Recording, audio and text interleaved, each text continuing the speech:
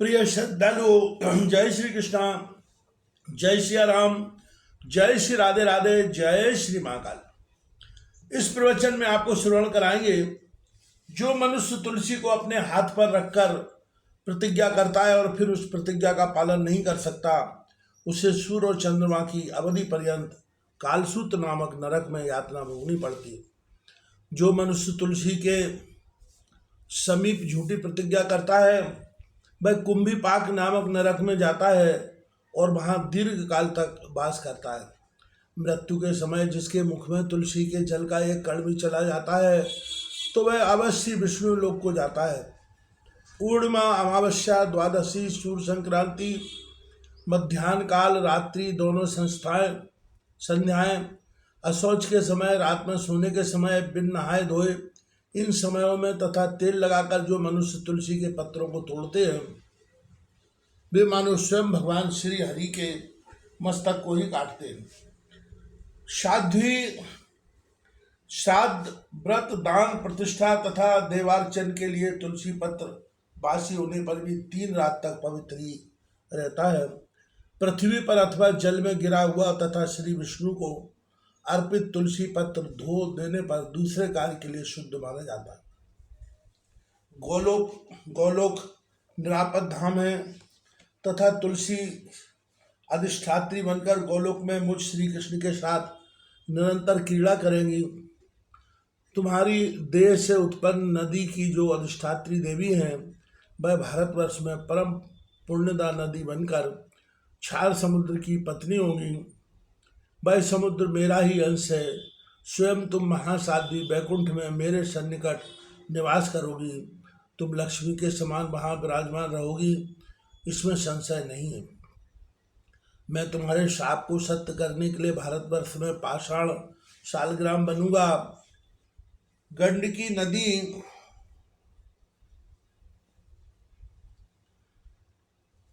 नदी के तट पर मेरा वास होगा। वहाँ रहने वाले करोड़ों कीड़े अपने तीखे दांत रूपी आयुधों से काट काट कर उस पाषाण में मेरे चक्र का चिन्ह करेंगे, जिसमें एक द्वार का चिन्ह होगा, 4 चक्र होंगे, और जो बनमाला से विभूषित होगा वह नवीन मेघ के समान श्याम वर्ण का पाषाण लक्ष्मी नारायण का बोधक होगा, जिसमें एक द्वार और 4 चक्र के चिन्ह होंगे तथा बनमाला की रेखा नहीं प्रतीत होती होगी। ऐसे नवीन मेघ की तुलना करने वाले श्याम रंग के पाषाण को लक्ष्मी और विष्णु की प्रतिमा समझना चाहिए। 2 द्वार, 4 चक्र और गाय के खुर के चिन्ह से सुशोभित एवं बनमाला के चिन्ह से रहित पाषाण को भगवान राघवेंद्र का विग्रह मानना चाहिए, जिसमें बहुत सूक्ष्म 2 चक्र के चिन्ह हो और बनमाला की रेखा न हो। उस नवीन मेघ के समान कृष्ण वर्ण के पाषाण को भगवान वामन मानना चाहिए। अत्यंत छोटे आकार में 2 चक्र एवं बनमाला से सुशोभित पाषाण स्वयं भगवान श्रीधर का रूप है, ऐसा समझना चाहिए। ऐसी मूर्ति गृहस्थों को सदा श्री संपन्न बनाती है। जो पूरा स्थूल हो, जिसकी आकृति गोल हो, जिसके ऊपर बनमाला का चिन्ह अंकित ना हो तथा जिसमें जो अत्यंत स्पष्ट चक्र के चिन्ह दिखाई पड़ते हों, वह पाषाण भगवान दामोदर का बोधक है। जो मध्यम श्रेणी का वर्तुलाकार हो, जिसमें 2 चक्र तथा धनुष और बाण के चिन्ह शोभा पाते हों एवं जिसके ऊपर बाण से कट जाने का चिन्ह हो, उस पाषाण को रण में शोभा पाने वाले भगवान राम मानना चाहिए। जो मध्यम श्रेणी का पाषाण 7 चक्रों से तथा छत्र एवं आभूषण से अलंकृत हो, उसे भगवान राजराजेश्वर की प्रतिमा समझे। उसकी उपासना से मनुष्यों को राजा की संपत्ति सुलभ हो सकती है। 14 चक्रों से सुशोभित तथा नवीन मेघ के समान रंग वाले स्थूल पाषाण को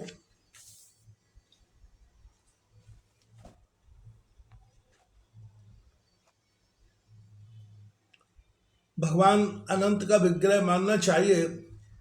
उसके पूजन से धर्म, अर्थ, काम और मोक्ष ये 4 फल प्राप्त होते हैं।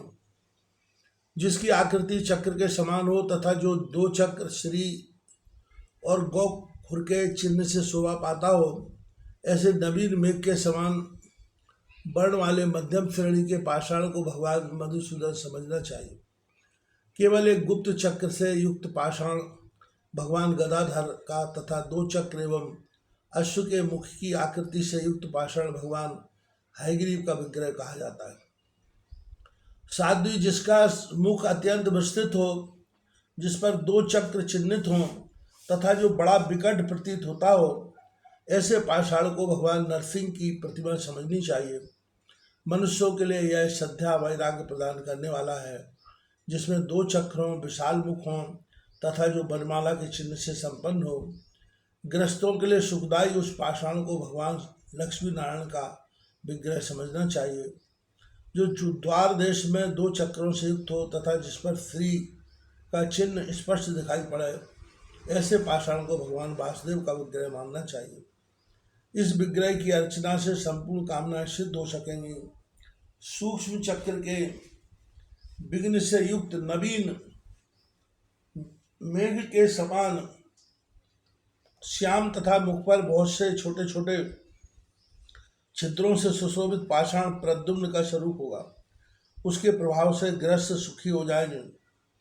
जिसमें 2 चक्र सटे हुए हों और जिसका पृष्ठभाग विशाल हो, गृहस्थों को निरंतर सुख प्रदान करने वाले उस पाषाण को भगवान शंकरषण की प्रतिमा समझनी चाहिए, जो अत्यंत सुंदर गोलाकार हो तथा पीले रंग से सुशोभित हो। विद्वान पुरुष कहते हैं कि गृहश्रमियों को सुख देने वाला वह पाषाण भगवान अनिरुद्ध का स्वरूप है। जहाँ शालिग्राम की शिला रहती है, वहाँ भगवान श्री हरि विराजते हैं और वही संपूर्ण तीर्थों को साथ लेकर भगवती लक्ष्मी भी निवास करती हैं। ब्रह्म हत्या आदि जितने पाप हैं, वे सब शालिग्राम शिला की पूजा करने से नष्ट हो जाते हैं। छत्राकार शालिग्राम में राज्य देने की तथा वर्तुलाकार में प्रचुर संपत्ति देने की योग्यता है। शकट के आकार वाले शालिग्राम से दुख तथा शूल के नोक के समान आकार वाले से मृत्यु होना निश्चित है। विकृत मुख वाले दरिद्रता, पिंगल वर्ण वाले हानि, भग्न चक्र वाले व्याधि तथा कटे हुए शालिग्राम निश्चित रूप से मरणप्रद है। व्रत, दान, प्रतिष्ठा तथा श्राद्ध आदि सत्कार शालिग्राम की सन्निधि में करने से सर्वोत्तम हो सकते हैं। शालिग्राम के समक्ष रहने वाला पुरुष संपूर्ण तीर्थों में स्नान कर चुका तथा समस्त यज्ञों में उसे सफलता प्राप्त हुई। अखिल यज्ञों, तीर्थों, व्रतों और तपस्याओं के फल का वह अधिकारी समझा जाता है। साध्वी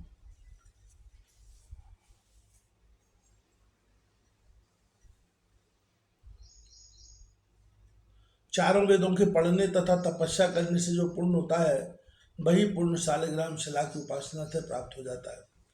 जो निरंतर शालिग्राम शिला के जल से अभिषेक करता है, वह संपूर्ण दान के पुण्य तथा पृथ्वी की प्रदक्षिणा के उत्तम फल का मानवाधिकारी हो जाता है।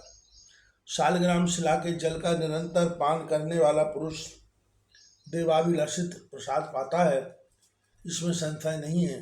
संपूर्ण तीर्थ पुण्यात्मा पुरुष का स्पर्श करना चाहते हैं।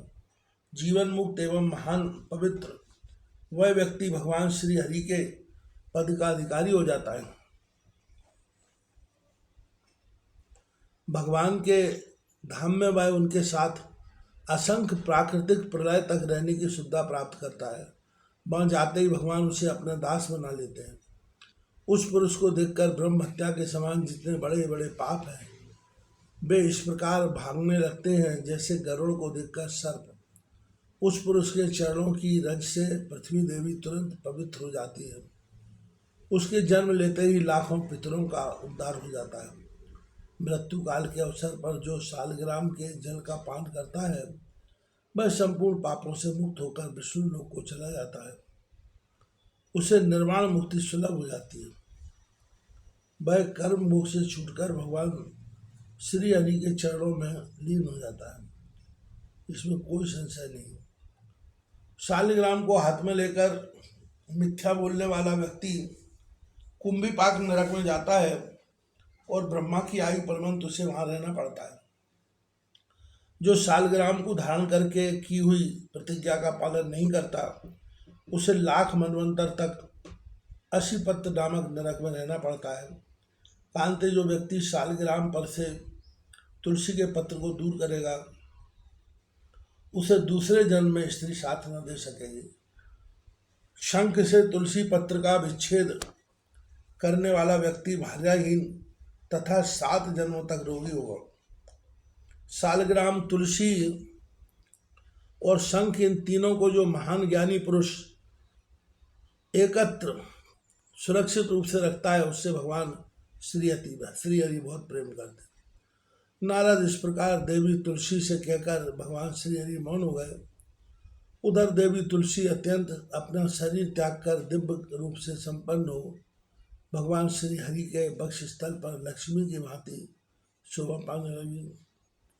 कमलापति भगवान श्री हरि उसे साथ लेकर वैकुंठ पधार गए। नारद, लक्ष्मी, सरस्वती, गंगा और तुलसी, ये 4 देवियां भगवान श्री हरि की पत्नियां हुई। उसी समय तुरंत तुलसी की देह से गंडकी नदी उत्पन्न हुई और भगवान श्री हरि भी उसी के तट पर मनुष्यों के लिए पुण्यप्रद शालिग्राम शिला बन गए। मुने वहाँ रहने वाले कीड़े शिला को काट काट कर अनेक प्रकार की बना देते हैं। वे पाषाण जल में गिरकर निश्चय उत्तम फल प्रदान करते हैं। जो पाषाण धरती पर पड़ जाते हैं उन पर सूर्य का ताप पड़ने से पीलापन आ जाता है। ऐसी शिला को पिंगला समझनी चाहिए। वह शिला पूजा में उत्तम नहीं मानी जाती। नारद, इस प्रकार यह सभी प्रसंग मैंने कह सुनाया। आप पुनः और क्या सुनना चाहते हैं वह भी बताइए।